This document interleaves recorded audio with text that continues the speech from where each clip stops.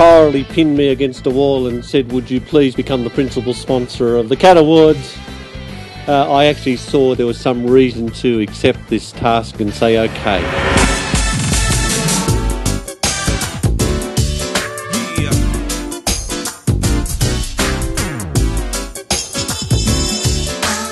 The Cats Board and its chairman, Mr. Dennis Martin, welcome you all. I am the chairman of CRAP, chairman of the Committee Reviewing Administrative Procedures, or CRAP. I am also its member. This is an independent body available to progressive organisations wishing to utilise our abilities. Our major task this year has been the examination of the philosophy of competition in the arts, advertised and known as Cat Awards.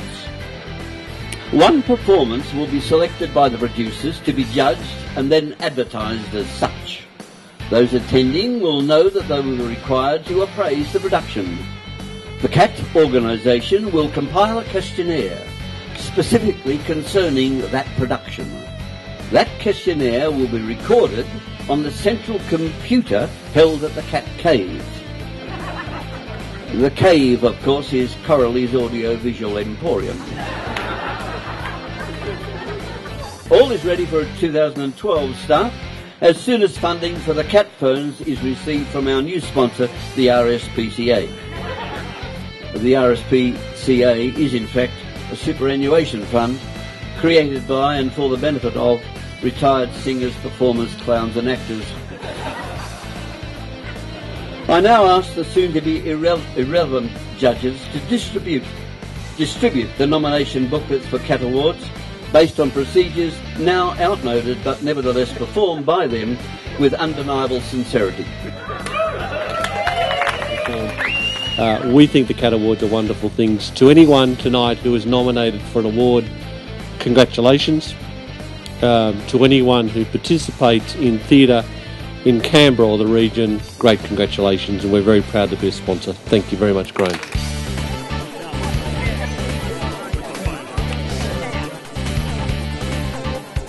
In Blood Brothers, I've been nominated for Best Actor in a Leading Role in a Musical for my role as Eddie, and in Avenue Q I've been nominated for Best Actor in a Featured Role in a Musical for Nicky.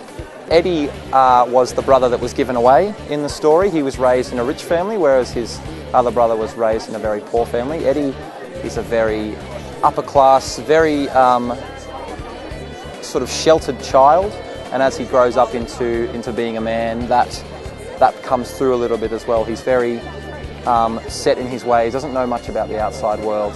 With Nicky, it was a lot different. He was a teenage delinquent. He mooched off his housemate Rod until he got so fed up with him that he kicked him out and he became homeless. He, like Eddie, didn't have very much perspective on the world, but in a very different sort of context. He didn't know how to take care of himself, how to get a job, how to live properly, whereas Eddie, that was all provided for him.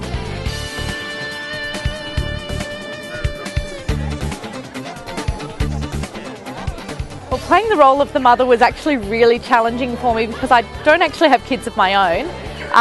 Luckily for me, I have grown up as one of 6 children, and so I was able to draw a lot of inspiration from my mum and how she reacted as a mother.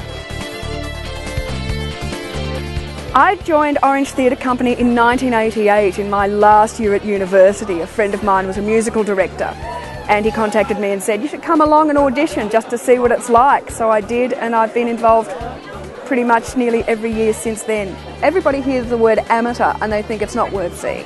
Yes. It's absolutely not the case. We're a not-for-profit organisation and any money that we make goes into our next production, but we do really, really good work. We get people have the opportunity to see a production that they may not get to see because they live too far away from Sydney. We had people from Broken Hill come to see Les Mis the first year we did it. We had bus companies coming from way out west, and it's nice to be able to do that for people.